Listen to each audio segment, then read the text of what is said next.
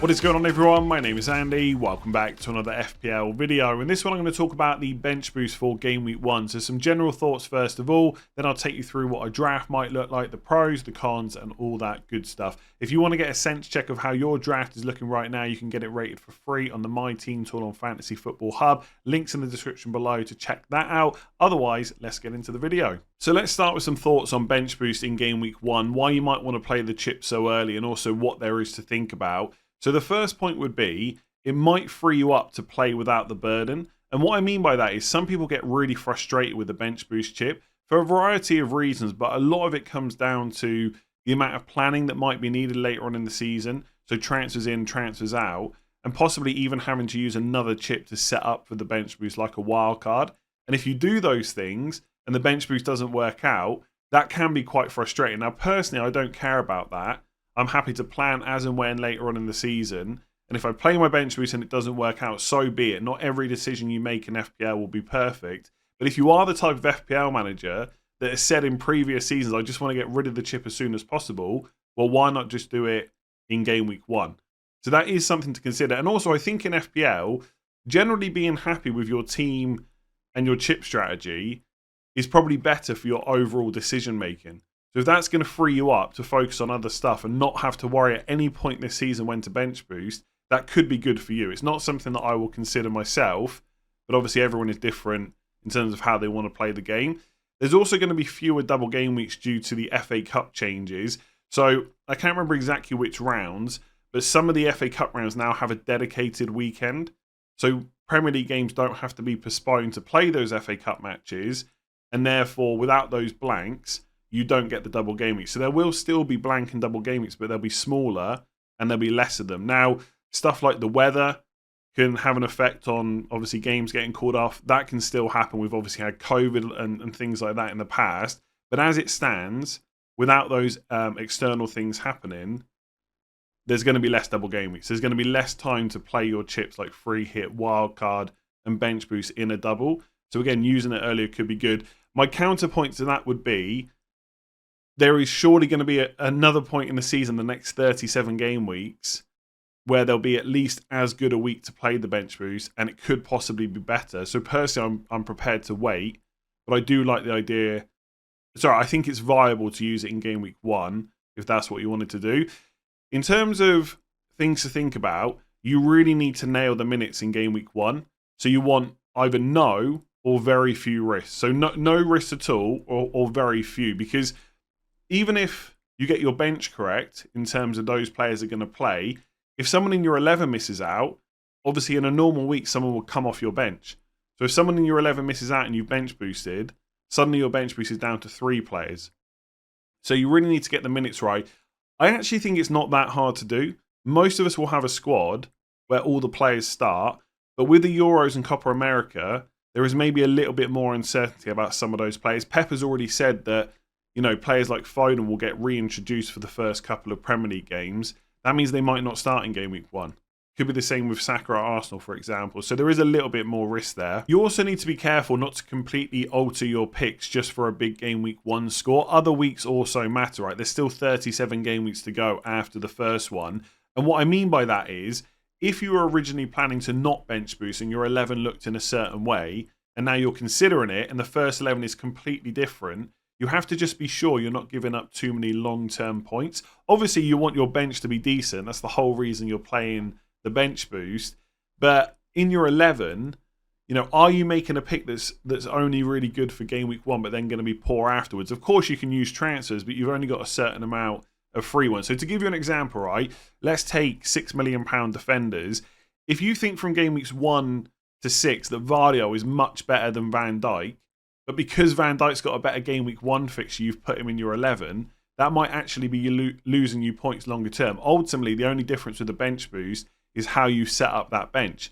If you've still got a space for a £6 million defender and you think Vardio is better for the first 6 weeks, he should still be in there, even if he's got Chelsea away in game week 1. So that's the kind of thing I would think about. Yes, your bench boost team will look a little bit different, but don't completely compromise it, I would say. And then having a solid bench, last point, isn't necessarily detrimental outside of your bench boost week. I think sometimes people want all their money in the 11, and you do want the majority of it there, of course, but it's okay to have a strong bench. That can have its benefits down the line. You can take players out of your 11 if they got a bad fixture and put someone on your bench in that's got a good fixture that week. If injuries and suspensions happen, you've got cover. You don't necessarily need to make transfers. So that is something I wanted to mention, because again, it's a frustration people have with bench boost that there's extra money on their bench, but it's not necessarily a bad thing. And also, you can have a good bench without spending huge amounts of money. There's lots of good 4.5 million defenders, for example. Just one other quick note to make. Some people are considering bench boost game week 1 wildcard game week 2. That means, for example, you could have no Man City Chelsea players when they play each other in game week 1, then bring them in on wildcard afterwards. Personally, I don't like it. Yes, in previous seasons, a lot of the time you might wildcard into a bench boost, and I get it, this is kind of just the opposite way round, but I wouldn't want to blow that wildcard too early. I'd want to make a bench boost team in game week 1 that I was happy to carry through for a few more weeks afterwards. I think that's probably the better way to do it. It might be that the super aggressive approach of bench boost 1, wildcard 2 works out, but I don't know. I don't really, personally, I don't see it as a great strategy, but maybe you can leave a comment below and let me know why it's going to work. But bench boost game week 1, I think, is viable, especially if it's a chip that frustrates you a lot throughout the season. But I think there's almost certainly going to be a week where you can play it that's just as good later on, and if not, slightly better. So that's probably what I will wait for, but I wouldn't talk someone out of a bench boost in game week 1 if they wanted to go for it. Let's take a look at the draft. So let's take a look at the defensive picks and the bench itself. So in goal, I've gone for 2 4.5 million goalkeepers, because essentially that's the least amount of money you can spend on that position while getting 2 playing options. It might be that a 4 million goalkeeper emerges at some point, but that's not the case right now, and I'm not really expecting that to happen. So I've gone for Flekken at Brentford, who's got Palace at home in game week 1, and then Miguel from Nottingham Forest, who's got Bournemouth at home. It might be that Sales is first choice, but hopefully we'll get that information over pre-season ahead of the deadline. And as always, if there's uncertainty there, you can just swap to someone else. But for that price point, those 2 keepers in game week 1 have probably got some of the best fixtures. Like, there are other options you could go for, but you'd have to spend more money. Anana against Fulham at home, Alisson against Ipswich away, Raya against Wolves at home, Pickford against Brighton at home. They're all more than 4.5 million. And personally, I just wouldn't want to spend that money, because I'd want to put the extra you save by going for 4.5s into the rest of the squad. So that's why I've gone for Flekken and Miguel. They don't particularly rotate amazingly, but for most people, you're just going to play 1 4.5 every week anyway, so I don't think it's a huge issue. If I look at the first 12 game weeks, for example, obviously you're playing both in game week 1. You then get Southampton away, Southampton at home. Then you've got City away or Liverpool away, which is not great. Then it's Brighton away. Then Fulham at home, Wolves at home, Palace at home, Ipswich at home, West Ham at home, Bournemouth at home. So overall, it's not bad, but you've got those 2 weeks in game weeks 4 and 5 where it's a little bit dodgier. But obviously for game week 1, it looks pretty good. And I think, for example, Flekken in his own right is just a good option to play every week. So I don't see that as a huge issue. In defence, I've stuck with Trent Alexander-Arnold. Still think he's a fantastic option. I'm not against downgrading him to someone else to put more money in another position if that's what you prefer. But I think if you can get him in the team and it's not detrimental to the rest of the squad, like, he probably is going to be the most attacking option we get in defence. And then I've gone for Van Dijk for the double up because of Ipswich away in game week 1, and also the fixtures that Liverpool have after that. It's 3 really good home games in the next 4. Again, it could be Vardy, it could be an Arsenal defender, right? I've said this a lot during pre-season, but I like the fact that Van Dijk's got nice fixtures afterwards and a good one in game week 1. But that's probably where you need to think hard about who you think is the better long-term option. Because again, if you think it's Vardy, you should definitely go for him, even though he's got Chelsea away game week 1, because he's not the kind of player you bench, so he wouldn't be part of the bench boost. I've also got Pinnock, who's got Palace at home, of course, like Flekken. There is a double up there, but I don't mind it, right? If you really didn't want to play the double up in some weeks, you could just play Miguel instead. But I think Pinnock rotates pretty well with Anderson. Now, that is where I would say there's a bit of a compromise with trying to get the most points out of your bench boost, but also having good long-term options as well. Because Anderson's got Brentford away, and I'm not convinced necessarily there's a clean sheet there, and he's part of the bench boost, which isn't ideal. But also longer term, he and Pinnock rotate quite nicely. So you're hoping to get more points down the line. And obviously the best outcome will be that there's a 0-0 there, right, in the first game. So you get Pinnock's clean sheet in your 11 and Anderson's on the bench. There is definitely going to be better fixtures in game week 1 for a 4.5 million defender. But long term, I'm not sure there's going to be anyone quite as good as that rotation. You could absolutely go for a different rotation as well, but that's just what I've picked here. Like, for example, if Dan Burn or Livramento are options at Newcastle, they've got Southampton at home game week 1, but they don't necessarily rotate as well with Pinnock, right? So that's why I've gone for that combination. And that's an example of trying to get some points on the bench boost, but also thinking longer term as well. And then my other 4.5 is Mykolenko, Brighton at home. And he's just a good option. Mykolenko for Everton against Brighton at home. I think he's just a good option. Should be fairly attacking as long as he's fit and available for game week 1. Doesn't have a huge amount of competition for that left-back spot either. And then I've gone for Chris Wood. Now, he's 6 million.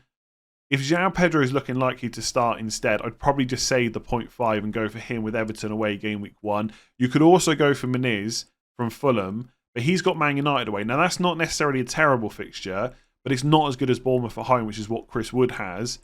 And I think, yes, Fulham have got good fixtures after game week 1, but so do Nottingham Forest. So if we're confident in Chris Wood's minutes, and he has been pretty much first choice under Nuno for a while now. I know Awani's had injury issues, but I mean, first of all, that could continue, right? But also, Chris Wood's done very well for Nuno at Forest. So I don't think it's a certainty that he loses his place. And if he's not going to, Forest fixtures afterwards are pretty good. So I don't think there's really unless you think Muniz is definitely going to get more game time than Chris Wood, there's not a strong argument to go for him, especially when you get the better fixture on your bench boost in game week 1. I think if I could guarantee minutes from João Pedro, I would take the saving, because longer term I'd rather have that money in the 11. But I think as things stand right now, I just pay that extra 0.5 because the rest of the 11 still looks pretty good and take that good fixture in game week 1. So I think that's a pretty strong bench boost. Miguel, Wood, Mykolenko and Anderson. But if I was critiquing it, right, my own picks, what if Awani's fit and available and he starts ahead of Chris Wood, or he just comes on and Chris Wood only gets 60 minutes? What if we think Miguel's starting but it's actually Sells? Maybe you'll have to go for a different 4.5 that is nailed on but doesn't have quite a good game week 1 fixture. So I think to commit to the bench boost, you definitely need more information and take that all in during pre-season and decide closer to the time. But I think it's fair to be open to doing it and also thinking about it now, because obviously it will affect the rest of your picks. So for this draft, I've gone for a Salah squad rather than a Haaland one, although you can easily switch it around to have Haaland instead, which I'll show you later on. In terms of owning both, I think if you forget about the bench boost, you can put a pretty good squad together, including both of them, but you're already starting to compromise a little bit. I think adding bench boost into the equation is just a no-go for me. For my own squad, where I'm probably not going to bench boost at all, I'm still likely to only have one. So I think if you are going to bench boost, you've got to choose between the two and then work from there. Next pick is Bruno Fernandes. I've said before, not that exciting, but consistent in terms of he always ticks over with some kind of attacking returns, usually about 20 over the course of a season. And he's great for minutes, and he's got Fulham at home in game week 1. And I think if you want that security in your picks to make sure that no one off your bench is going to have to come on, then Fernandes is kind of perfect for that. And also, if you were going to downgrade to someone else, bearing in mind I've already got Anthony Gordon in as well, there's not a huge amount of picks until you go down to 6.5, and a lot of them do have a bit of uncertainty. We might get more clarification over pre-season about security and minutes for some of those players. But right now, I can tell you 100% if he's fit and available, Fernandes is definitely starting, right? We all know that. Plus, he's got the good fixture. So does Anthony Gordon against Southampton at home. He is going to arrive back a bit later to Newcastle because of being away with England. But he's just another one of those players, if he's fit and available, he almost always starts. Like, they do have Harvey Barnes that could play on the left instead, and obviously Izak's going to be up front. But they still need someone to play on the right. I think we saw last year that when Gordon was around, when he was available, he always starts. So I'm pretty sure that's going to happen again. Then I've got Eze, who's, again, been in pretty much every single draft that I've put together. I think this is another example of a pick which is probably good long-term, but people won't like for game week 1, because essentially I've got Flecken, Pinnock against Crystal Palace, and then I've got Eze against Brentford. I mean, ultimately, it's not very often that every single one of your picks gets returns in a game week anyway, right? So it could be that Brentford keep the clean sheet and therefore Eze blanks, which is not ideal, but also he's then a good pick afterwards. So I probably wouldn't change him just because I've got the double Brentford defence, but I appreciate that some people might want to do that. And then for my 6.5, I've gone for Brennan Johnson. Probably slightly biased because of the fixture in game week 1, Leicester away, but ultimately he's not a player on my bench boost. So I could switch to a different 6.5, probably Nkunku, one of my favourites. Gibbs White also has a good fixture game week 1. You could go for him and Chris Wood. And obviously Miguel's from Nottingham Forest as well, so you'd have a triple up. That's just a 6.5 spot. You can pick whoever you prefer. Another option which people are starting to look at is Szoboszlai at Liverpool. Now for my picks, I've already got triple Liverpool with Trent, Van Dijk and Salah. But obviously I could drop Van Dijk to a different £6 million defender and then put Szoboszlai in instead. I think Szoboszlai is certainly potentially interesting if he's going to play that number 10 role, but we need to be a bit more confident, right? When they get players like Darwin Núñez and Jota getting more game time, or even Gakpo, if they start playing number 9 during pre-season and then Szoboszlai is playing ahead of Harvey Elliott a lot, then I think we can probably say that he's going to get good minutes early on. And with the fixtures Liverpool have got, it might be worth the punt. But right now, I'm not sure I'm 100% confident in that. Plus, I've already got 3 other picks. So Brennan Johnson's my 6.5. And then up front, I've got Kai Havertz and Alexander Isak. And of course, Chris Wood on the bench, who I've already spoken about. So I won't go into that again.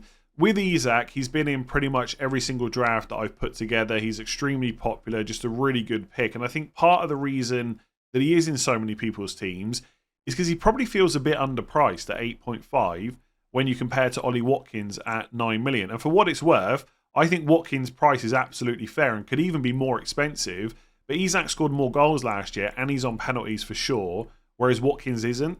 So 8.5 actually feels quite cheap. And you get Southampton at home game week 1 and pretty good fixtures after that, albeit most of the good games for Newcastle are away. But that doesn't really put me off too much. So Isak definitely stays. And also, by the way, one thing quickly on Isak, which I may have mentioned previously, he did start 27 times last year. I think when we think of Isak as an FPL option, we think of someone that's quite injury prone, and maybe there is a bit of fairness to that, but he did start 27 times last year, 172 points, 21 goals. He's just a solid pick, right? So I really like him. And then with Havertz, I like Arsenal's fixtures. If he's going to play number 9, the numbers are great. And that's really my only concern. Is he definitely going to get enough minutes there? Because Gabriel Jesus is someone that can play in that position as well. And if there does look to be signs that Jesus might get minutes there and Havertz is going to play deeper, I'd maybe be a little bit less sure about him as a pick. Not that he wouldn't get any returns, because I think the minutes would still be great. But you want him playing in that number 9 role. But ultimately, I just like Arsenal's fixtures. I think Man City away stands out in game week 5, but the rest are just fine. Like Wolves at home, Villa away, Brighton at home, Spurs away, Leicester at home, Southampton at home. He's a good long-term pick as long as he is their main number 9. It might be that Jesus comes off the bench because Havertz worked so well last season, but I think there is potential for a lot of points there. I think if you go without Havertz with this kind of setup, you're probably moving. You're either trying to find the money to get to Watkins, which I think is not difficult. I mean, Trent to Vardio and Havertz to Watkins is definitely something I would consider. Now I'm thinking about it right now, and that could be quite nice. I think if you drop down, you're probably going to someone like Solanke, and the fixtures long term aren't quite so good. So that's probably where the compromise would be: either Trent down to a 6 million or Fernandes down to a 7.5 or below, and then Havertz up to Watkins. And I think a lot of that decision will be based on what we see in pre-season for Arsenal. But overall, pretty solid side. If you wanted to switch to Haaland instead of Salah, then basically Havertz up to Haaland, and then Salah out leaves you 5.5 million. Now, I've said this before, I think the 5.5 million options up front, like Armstrong taking penalties, are probably better than the midfield options, but there are a lot of choices, right? Hudson-Odoi is a player people have mentioned a lot. Forest fixtures are pretty good. Again, it would be the double up on the attack with Chris Wood. Smith Rowe, at the time of recording, is still at Arsenal, but he's going to Fulham, and Fulham's opening fixtures after game week 1 are not bad. It would mean you'd have Smith Rowe against Man United away on your bench, but it's not the end of the world, I would say. He could be a good option. But the general point is there is quite a few 5.5s. But again, right, there's ways you can tinker with this. You can downgrade again, Trent to a 6, like Vardio or Gabriel, whoever it might be, and then you're getting a 6.5 million midfielder instead. So there's loads of different ways you can play around with this. I won't go into massive detail about all the different options, but essentially, my takeaway would be Game Week 1 bench boost is viable. And I think even with Euro 2024 and Copa America, we're still going to be able to get 15 pretty solid options that are going to start.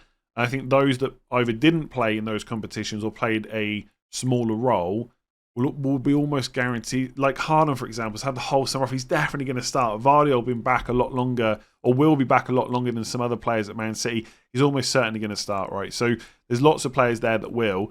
In terms of the rating for this team on the My Team Tour on Fantasy Football Hub, it comes out at 92%, so it's pretty solid. And if we go through the next few weeks, I mean, if we look at Game Week 2, Flecken can come straight out for Miguel or Sells, right, against Southampton away.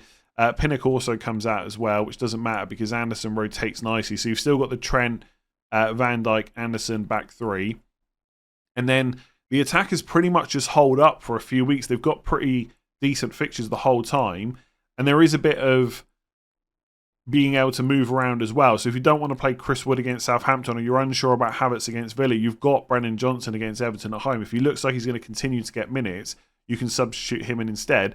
Or if one of those players randomly misses out after the deadline, you've got a good first bench option. I think if we go to like Game Week 3, it's a similar story. The defence gets a little bit trickier because Van Dijk and Trent are playing Man United, but you're going to play Trent anyway. You're never going to want to bench him if you own him. Mikolenko's got Bournemouth at home, and Pinnock's got Southampton at home. Bearing in mind at this point, you can start using transfers if you need to. So I think that stacks up pretty well, and I personally don't think that the fact that you've bench boosted and put more money on your bench means you need to wildcard straight away. There's not really a huge amount you're missing from that team. Okay, you don't have a Saka or a Palmer or a Son or Haaland, but that can be fixed by getting rid of Salah. There's going to be compromise. You could get rid of Trent for a £4 million defender if you wanted to. Suddenly you've got 3.5 to spend. So for those people that want to bench boost in Game Week 1, I think it's viable. Do I want to do it? Probably not. I think there'll be a better week at some other point. But if you want to get rid of it, no issue at all. If you want to check your team, by the way, rating